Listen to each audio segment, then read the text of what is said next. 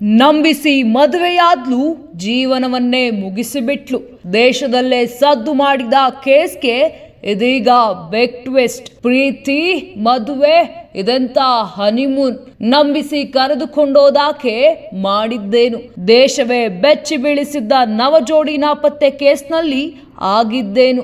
ದೇಶಾದ್ಯಂತ ಭಾರಿ ಸುದ್ದಿಯಾಗಿದ್ದ ನವಜೋಡಿಯ ನಾಪತ್ತೆ ಪ್ರಕರಣಕ್ಕೆ ಇದೀಗ ದೊಡ್ಡ ಟ್ವಿಸ್ಟ್ ಸಿಕ್ಕಿದೆ.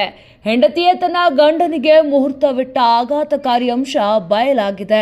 ಈ ಮೂಲಕ ಮಧ್ಯಪ್ರದೇಶ ಇಂದೋರ್ ಮೂಲದ ರಾಜ ರಘುವಂಶಿಯ ಕೊಲೆಗೆ ಆತನ ಪತ್ನಿಯೇ ಸುಪಾರಿ ಕಿಲ್ಲರ್ಗಳ ಜೊತೆಯಾಗಿ ಸ್ಕೆಚ್ ಹಾಕಿದ್ದಳು ಎನ್ನುವುದು ಬೆಳಕಿಗೆ ಬಂದಿದೆ. ಇನ್ನು ಕಳೆದ ಮೇ 11ರಂದು ವೈವಾಹಿಕ ಜೀವನಕ್ಕೆ ಕಾಲಿಟ್ಟಿದ್ದ ರಾಜ ರಘುವಂಶಿ ಹಾಗೂ ಸೋನಂ ಎಂಬ ನವಜೋಡಿಯು ಬಳಿಕ ಮೇ 23ರಂದು ಹನಿಮೂನ್ ಸಲುವಾಗಿ ಮೇಘಾಲಯದ ಚಿರಪುಂಜಿಗೆ ಪ್ರಯಾಣವನ್ನ ಬೆಳೆಸಿದ್ರು. ಅಲ್ಲದೆ ಶಿಲ್ಲಾಂಗ್ನ ಬಾಲಾಜಿ ಅತಿಥಿ ಗೃಹದಲ್ಲಿ ಉಳಿದುಕೊಂಡಿದ್ರು. ಇನ್ನು ಮೇ 22ರ ಬೆಳಗ್ಗೆ ದ್ವಿಚಕ್ರ ವಾಹನವೊಂದನ್ನ ಬಾಡಿಗೆ ಪಡ್ಕೋತಾರೆ. ನಂತರ ಅತಿಥಿ ಗೃಹದಿಂದ ಜನಪ್ರಿಯ ಪ್ರವಾಸಿ ತಾಣವಾಗಿರುವಂತ ಸೋಹಾರ್ಗೆ ತೆರಳ್ತಾರೆ. ಈ ವೇಳೆ ಅವರು 2 ಲಗೇಜ್ ಬ್ಯಾಗ್ ತಮ್ಮೊಂದಿಗೆ ತೆಗೆದುಕೊಂಡು ಹೋಗಿದ್ರು. ಮೇ 25ರ ಒಳಗೆ ಹಿಂತಿರುಗುವುದಾಗಿ ಅತಿಥಿ ಗೃಹದ ವ್ಯವಸ್ಥಾಪಕರಿಗೆ ತಿಳಿಸಿ ಹೋಗಿದ್ದಾರೆ. ಬಳಿಕ ಮೇ 23ರಂದು ಮೌಲಾಖಿಯಾತ್ ಗ್ರಾಮ ತಲುಪಿದ್ದ ನವಜೋಡಿಯು ನೋಂಗ್ರಿಯಾಟ್ನ ಶಿಪಾರ ಹೋಮ್ ಸ್ಟೇಯಲ್ಲಿ ಉಳಿದುಕೊಂಡಿದ್ರು. ಆ ಬಳಿಕ ದಂಪತಿ ನಿಗೂಢವಾಗಿ ನಾಪತ್ತೆಯಾಗಿದ್ರು. ಇದಾದ 1 ದಿನದ ನಂತರ ಅವರು ಬಾಡಿಗೆಗೆ ಪಡೆದಿದ್ದ ಸ್ಕೂಟಿ ಸೋಹಾರ್ಮಿನಾ ಬಳಿ ಪತ್ತೆಯಾಗಿತ್ತು. ಬಳಿಕ ಕುಟುಂಬವು ಪೊಲೀಸರಿಗೆ ದೂರು ನೀಡಿದಾಗ ದಂಪತಿಗೆ ಹುಡುಕಾಟ ಕೂಡ ಪ್ರಾರಂಭವಾಯಿತು. ಆಳವಾದ ಕಂದಕದಲ್ಲಿ ಪತ್ತೆಯಾಗಿತ್ತು ರಾಜ ರಘುವಂಶಿ ಶವ. ಬಳಿಕ ಜೂನ್ 2ರಂದು ರಾಜ ರಘುವಂಶಿ ಅವರ ಶವ ಪತ್ತೆಯಾಗಿತ್ತು. ಆದರೆ ಸೋನಂ ಬಗ್ಗೆ ಯಾವುದೇ ಸುಳಿವು ಕೂಡ ದೊರೆತಿರಲಿಲ್ಲ. ಸತತ 11 ದಿನಗಳ ಹುಡುಕಾಟದ ಬಳಿಕ ಶಿಲ್ಲಾಂಗ್ ಪೊಲೀಸರು ಆಳವಾದ ಕಂದಕವೊಂದರಲ್ಲಿ ರಾಜ ರಘುವಂಶಿ ಅವರ ಮೃತದೇಹವನ್ನ ಡ್ರೋನ್ ಮೂಲಕ ಪತ್ತೆಯನ್ನ ಹಚ್ಚಲಾಗಿತ್ತು. ಬಳಿಕ ಈ ವಿಚಾರವನ್ನ ತಿಳಿದ ಪೊಲೀಸರಿಗೆ ರಾಜ ರಘುವಂಶಿ ಅವರನ್ನ ಮಾರಕಾಸ್ತ್ರದಿಂದ ಕೊಚ್ಚಿ ಕೊಲೆ ಮಾಡಲಾಗಿದೆ ಎಂಬ ಅನುಮಾನ ಕೂಡ ಮೂಡಿತ್ತು. ಅಲ್ಲದೆ ಆ ಸ್ಥಳದಲ್ಲಿ ಏನಾಗಿತ್ತು, ಇದಕ್ಕೆ ಯಾರು ಕಾರಣ ಎಂಬೆಲ್ಲ ಪ್ರಶ್ನೆಗಳ ಉತ್ತರಕ್ಕಾಗಿ ಪೊಲೀಸರಿಗೆ ರಾಜ ರಘುವಂಶಿ ಪತ್ನಿ ಸೋನಂನ ವಿಚಾರಣೆ ಕೂಡ ಅಗತ್ಯವಾಗಿತ್ತು.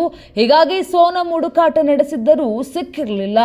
ಆದರೆ ಅಂತಿಮವಾಗಿ ಸೋನಂ ಜೊತೆಗೆ ಓರ್ವ ವ್ಯಕ್ತಿಯನ್ನ ಉತ್ತರ ಪ್ರದೇಶದಿಂದ ಮತ್ತು ಇನ್ನಿಬ್ಬರು ಆರೋಪಿಗಳನ್ನ ಇಂದೋರ್ನಿಂದ ಎಸ್ಐಟಿ ಬಂಧನ ಕೂಡ ಮಾಡಿದ್ದೆ. ಇನ್ನು ಸೋನಂ ಉತ್ತರ ಪ್ರದೇಶದ ನಂದಗಂಜ್ ಪೊಲೀಸ್ ಠಾಣೆಯಲ್ಲಿ ಶರಣಾದ ನಂತರ ಬಂಧನ ಮಾಡಲಾಗಿದೆ. ರಘುವಂಶಿಯನ್ನ ಕೊಲ್ಲಲು ಪತ್ನಿ ಸೋನಂ ತಮ್ಮನ್ನ ನೇಮಿಸಿಕೊಂಡಿದ್ಲು. ಈ ರೀತಿಯಾಗಿ 3 ಬಂಧಿತರು ಬಾಯ್ಬಿಟ್ಟಿದ್ದಾರೆ. ಇನ್ನು ಪ್ರಮುಖವಾಗಿ ಸೋಹಾ ಪ್ರದೇಶದಲ್ಲಿ ಪ್ರವಾಸಿಗರು ನಾಪತ್ತೆಯ ಪ್ರಕರಣಗಳು ನಡೆದು ಈ ಹಿಂದೆ ಮೇಘಾಲಯದಲ್ಲಿ ಭಾರಿ ಸುದ್ದಿಯಾಗಿದ್ವು. ಅಲ್ಲದೆ ಇದರಿಂದಾಗಿ ರಾಜ ರಘುವಂಶಿ ಪ್ರಕರಣವು ಕಣಿವೆ ರಾಜ್ಯಾದ್ಯಂತ ಸಾಕಷ್ಟು ಸದ್ದು ಮಾಡಿತ್ತು. ಹೀಗಾಗಿ ಪ್ರಕರಣವನ್ನ ಭೇದಿಸುವಲ್ಲಿ ಪೊಲೀಸರಿಗೂ ಕೂಡ ಬಹಳಷ್ಟು ತಲೆನೋವಾಗಿ ಪರಿಣಮಿಸಿತ್ತು. ಟೂರಿಸ್ಟ್ ಗೈಡ್ ನೀಡಿದ ಸ್ಫೋಟಕ ಮಾಹಿತಿಯಿಂದ ಬಯಲಾಯಿತು ತನಿಖೆಯ ದಿಕ್ಕು. ಆದರೆ ಟೂರಿಸ್ಟ್ ಗೈಡ್ ನೀಡಿದ ಸ್ಫೋಟಕ ಮಾಹಿತಿಯು ಇಡೀ ಪೊಲೀಸ್ ತನಿಖೆಯ ದಿಕ್ಕನ್ನೇ ಬದಲಾಯಿಸಿಬಿಟ್ಟಿತ್ತು. ಮದುವೆಯಾಗಿದ್ದ ನೂತನ ಜೋಡಿಯು ತಮ್ಮ ಖಾಸಗಿ ಸಂತಸದ ಕ್ಷಣಗಳನ್ನ ಕಳೆಯಲು ಕಣಿವೆ ರಾಜ್ಯಕ್ಕೆ ಆಗಮಿಸಿತ್ತು. ಆದರೆ ಮುಂದೆ ನಡೆದಿದ್ದೇ ದುರಂತ ಘಟನೆಯಾಗಿತ್ತು. ಇನ್ನು ಮುಖ್ಯವಾಗಿ ಮೇ 23ರಂದು ನೋಂಗ್ರಿಯಾತ್ನ ಮೌಲಾಖಿಯಾತ್ಗೆ 3000 ಮೆಟ್ಟಲುಗಳನ್ನ ಇರುತ್ತಿದ್ದಾಗ 3 ಜನ ಪುರುಷರ ಜೊತೆಗೆ ಜೋಡಿಯು ಕಾಣಿಸಿಕೊಂಡಿತ್ತು. ಇದಕ್ಕೂ ಮುನ್ನವೇ ನಾನು ಆ ಜೋಡಿಯನ್ನ ಗೈಡ್ ಟೂರಿಗಾಗಿ ನೋಂಗ್ರಿಯಾಟ್ಗೆ ಕರೆದೊಯ್ಯುವುದಾಗಿ ಹೇಳಿದ್ದೆ. ಆದರೆ ಅವರು ನ್ಯಾಯವಾಗಿ ನನ್ನ ಮನವಿಯನ್ನ ತಿರಸ್ಕರಿಸಿದ್ದರು. ಬಳಿಕ ನನ್ನಂತೆಯೇ ಪ್ರವಾಸಿಗರಿಗೆ ಗೈಡ್ ಮಾಡುವ ಇನ್ನೋರ್ವ ಗೈಡ್ ಬಾವಾನ್ಸಾಯಿಯನ್ನ ನೇಮಿಸಿಕೊಂಡಿದ್ರು ಎಂದು ಗೈಡ್ ಒಬ್ಬರು ಪೊಲೀಸರಿಗೆ ಮಾಹಿತಿಯನ್ನ ನೀಡಿದ್ರು. ಅಲ್ಲದೆ ಅವತ್ತು ರಾತ್ರಿ ಶಿವಾರ ಹೋಮ್ ಸ್ಟೇಯಲ್ಲಿ ರಾತ್ರಿ ತಂಗಿದ್ದರು. ಮಾರನೇ ದಿನ ಅವರೊಬ್ಬರೇ ಹೊರ ಬಂದಿದ್ರು. ಆದರೆ ಪುನಃ ಅವರನ್ನ ನಾನು ನೋಡಿದಾಗ 4 ಜನ ಪುರುಷರು ಹಿಂದಿಯಲ್ಲಿ ಮಾತನಾಡ್ತಿದ್ರು. ಆದರೆ ಅದು ನನಗೆ ಅರ್ಥವಾಗ್ತಿರ್ಲಿಲ್ಲ. ಆ ಪುರುಷರು ಮೌಲಾಖಿಯಾತ್ಗೆ ಬಂದಿದ್ದಾಗ ಅವರ ಬಳಿ ಯಾವುದೇ ಸ್ಕೂಟರ್ ವಾಹನ ಇರಲಿಲ್ಲ ಎಂದು ಗೈಡ್ ಪೊಲೀಸರಿಗೆ ತಿಳಿಸಿದ್ದಾರೆ. ರಾಜ ಕೊಲೆ ಕೇಸ್ 7 ದಿನಗಳಲ್ಲಿ ಪೊಲೀಸ್ ಭೇದಿಸಿದ್ದಾರೆ. ಸಂಗಮ ಹರ್ಷ. ಒಬ್ಬ ಗೈಡ್ ನೀಡಿದ ಮಾಹಿತಿಯು ಒಬ್ಬ ಪ್ರವಾಸಿಗನ ಕೊಲೆಯ ಪ್ರಕರಣವನ್ನ ಭೇದಿಸುವುದಕ್ಕೆ ನೆರವಾಗಿತ್ತು. ಈ ಕುರಿತು ಮೇಘಾಲಯ ಮುಖ್ಯಮಂತ್ರಿ ಕಾನ್ರಾಡ್ ಕೆ ಸಂಗ್ಮಾ ಪೊಲೀಸರನ್ನ ಅಭಿನಂದಿಸಿದ್ದಾರೆ. ರಾಜ ಕೊಲೆ ಪ್ರಕರಣದಲ್ಲಿ ಮೇಘಾಲಯ ಪೊಲೀಸರು 7 ದಿನಗಳಲ್ಲಿ ಪ್ರಗತಿ ಸಾಧಿಸಿದ್ದಾರೆ. ಮಧ್ಯಪ್ರದೇಶದ 3 ಹಂತಕರನ್ನ ಬಂಧನ ಕೂಡ ಮಾಡಲಾಗಿದೆ. ಇನ್ನು ಈತ ಪತ್ನಿ ಶರಣಾಗಿದ್ದಾಳೆ ಮತ್ತು ಇನ್ನೋರ್ವ ಹಂತಕನನ್ನ ಸೆರೆ ಹಿಡಿಯಲು ಕಾರ್ಯಾಚರಣೆ ಕೂಡ ಮುಂದುವರೆದಿದೆ. ಈ ರೀತಿಯಾಗಿ ಸೋಷಿಯಲ್ ಮೀಡಿಯಾದಲ್ಲಿ ಪೋಸ್ಟ್ ಮಾಡುವ ಮೂಲಕ ಮಾಹಿತಿಯನ್ನ ಪೊಲೀಸರು ಹಂಚಿಕೊಂಡಿದ್ದಾರೆ. ಈ ಕುರಿತು ಪ್ರತಿಕ್ರಿಯಿಸಿರುವ ಮೇಘಾಲಯ ಪೊಲೀಸ್ ಮಹಾನಿರ್ದೇಶಕಿ ಇದಾಶಿಶ್ ನೋಂಗ್ರಾಂಗ್, ಸೋನಂ ತನ್ನ ಪತಿಯ ಕೊಲೆಯ ಪಿತೂರಿಯಲ್ಲಿ ಭಾಗಿಯಾಗಿದ್ದಾಳೆ ಮತ್ತು ಕೊಲೆಗೆ ಬಾಡಿಗೆ ಹಂತಕರನ್ನ ನೇಮಿಸಿಕೊಂಡಿದ್ದಾಳೆ. ಪ್ರಕರಣಕ್ಕೆ ಸಂಬಂಧಿಸಿ ಸೋನಂ ಮತ್ತು ಮಧ್ಯಪ್ರದೇಶದ ಮೂಲದ 3 ಆರೋಪಿಗಳನ್ನ ಬಂಧಿಸಲಾಗಿದ್ದು ಮತ್ತೋರ್ವನಿಗಾಗಿ ಹುಡುಕಾಟ ನಡೆಸಲಾಗುತ್ತಿದೆ ಎಂದು ತಿಳಿಸಿದ್ದಾರೆ. ರಾಜ ರಘುವಂಶಿ ಕೊಲೆಗೆ ಕಾರಣವಾದ್ರು ಏನು? ಅಲ್ಲದೆ ರಾಜ ರಘುವಂಶಿ ಕೊಲೆಗೆ ಕಾರಣವನ್ನ ನೋಡೋದಾದ್ರೆ ಅಕ್ರಮ ಸಂಬಂಧದ ವಾಸನೆ ಬರ್ತಾ ಇದೆ. ಗಾಜಿಪುರದ ನಂದಗಂಜ್ನಲ್ಲಿರುವ ರಾಜ್ ಎಂಬ ಯುವಕ ಮತ್ತು ಸೋನಂ ಸಹ ಉದ್ಯೋಗಿಗಳಾಗಿರ್ತಾರೆ. ಆತ ಮದುವೆಗೂ ಮುನ್ನ 2.5 ತಿಂಗಳಿನಿಂದ ನಿರಂತರ ಫೋನ್ ಕರೆಗಳನ್ನ ಮಾಡ್ತಿದ್ದ. ಇವರಿಬ್ಬರ ನಡುವೆ ಅನುಮಾನಾಸ್ಪದ ಅಕ್ರಮ ಸಂಬಂಧವಿತ್ತು. ಹೀಗಾಗಿ ತನ್ನ ಪತಿಯನ್ನ ಮೇಘಾಲಯದ ಚಿರಪುಂಜಿ ಬೆಟ್ಟದ ಮೇಲಕ್ಕೆ ಕೊಂಡೊಯ್ದು ಅಲ್ಲಿ ತಾನು ಮೊದಲೇ ಪ್ಲಾನ್ ಮಾಡಿದಂತೆ ಮಧ್ಯಪ್ರದೇಶದ 3 ಕಿರಾತಕರ ಸಹಾಯದಿಂದ ಕೊಂದು ಬೆಟ್ಟದ ಮೇಲಿನಿಂದ ಆತನನ್ನ ತಳ್ಳಿದ್ದಾಳೆ. ಅನಂತರ ಅಲ್ಲಿಂದ ಸೋನಂ ಎಸ್ಕೇಪ್ ಕೂಡ ಆಗಿದ್ಲು. ಈ ಮೂಲಕ ಕಿರಾತಕಿ ಗಂಡನಿಗೆ ಚಟ್ಟವನ್ನ ಕಟ್ಟಿದ್ದಾಳೆ ಎಂಬ ಕಳವಳಕಾರಿ ಅಂಶ ಬಯಲಾಗಿದೆ.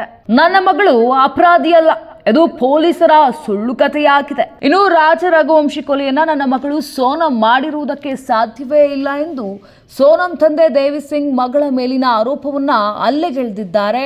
ಈ ಕುರಿತು ಮಾಧ್ಯಮರೊಂದಿಗೆ ಮಾತನಾಡಿರುವ ಸಿಂಗ್, ನನ್ನ ಮಗಳು ನಿರಪರಾಧಿ, ಅವಳು ಮುಗ್ಧೆ. ನನ್ನ ಮಗಳು ನನ್ನ ಗಂಡನನ್ನ ಕೊಲ್ಲಲು ಯಾರನ್ನಾರು ನೇಮಿಸ್ತಾ ಇದ್ದಾಳೆ ಎಂಬುದೇ ನಂಬಲಾಗದ ವಿಷಯ. ಅವರು 2 ಕುಟುಂಬಗಳ ಒಪ್ಪಿಗೆಯೊಂದಿಗೆ ವಿವಾಹವನ್ನ ಮಾಡಿಕೊಂಡಿದ್ರು. ಮೇಘಾಲಯ ಪೊಲೀಸರು ಹನಿಮೂನ್ಗೆಂದು ಬಂದ ದಂಪತಿಗಳ ಪತಿಯ ಶವ ಜೂನ್ 2ರಂದು ಚಿರಾಪುಂಜಿಯ ಬಳಿ ಪತ್ತೆಯಾಗಿದೆ ಎಂದು ಮತ್ತು ಇದರಲ್ಲಿ ಸೋನಂ ಪಾತ್ರವಿದೆ ಎಂಬ ಆರೋಪ ಹೊರಿಸಿದ್ದಾರೆ ಎಂದು ಕಿಡಿಕಾರಿದ್ದಾರೆ. ಪೊಲೀಸರು ಹೇಳುವುದರಲ್ಲಿ ಸತ್ಯಾಂಶವಿಲ್ಲ. ಸೋನಂ ಅವರನ್ನ ಮೇಘಾಲಯದಲ್ಲಿ ಬಂಧಿಸಲೇ ಇಲ್ಲ. ಬದಲಿಗೆ ಆಕೆ ಸ್ವಯಂ ಗಾಜಿಪುರಕ್ಕೆ ತೆರಳಿದ್ದಾಳೆ ಮತ್ತು ಅಲ್ಲಿ ರಸ್ತೆ ಬದಿಯ ಡಾಬಾದಿಂದ ತನ್ನ ಸಹೋದರನಿಗೆ ಕರೆ ಮಾಡಿದ್ದಾಳೆ. ಮೇಘಾಲಯ ಪೊಲೀಸರು ಈಗಾಗಲೇ ತಮಗೆ ಬೇಕಾದ ರೀತಿಯಲ್ಲಿ ಕಥೆ ಕಟ್ಟಿ ಅದನ್ನ ಸಾರ್ವಜನಿಕರು ನಂಬುವಂತೆ ಮಾಡ್ತಿದ್ದಾರೆ. ಆದರೆ ಸತ್ಯವೇ ಬೇರೆಯಾಗಿದೆ.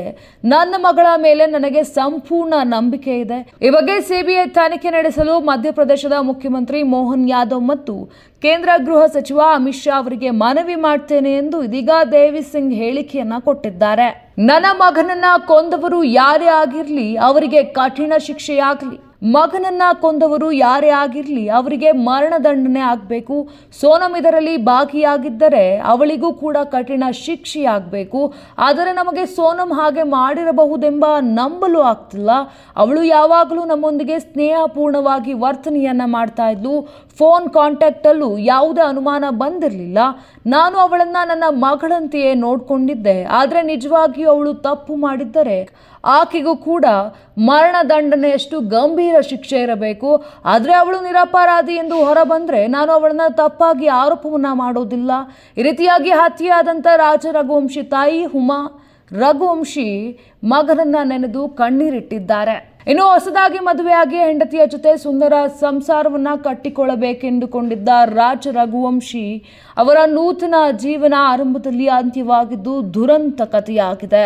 ನವಜೋಡಿಯಾಗಿ ಹನಿಮೂನ್ ಕನಸು ಬೆನ್ನತ್ತಿ ಹೋಗಿದ್ದವ ಇದೀಗ ದಾರುಣವಾಗಿ ಹತ್ಯೆಯಾಗಿ ಬಿದ್ದಿದ್ದಾನೆ.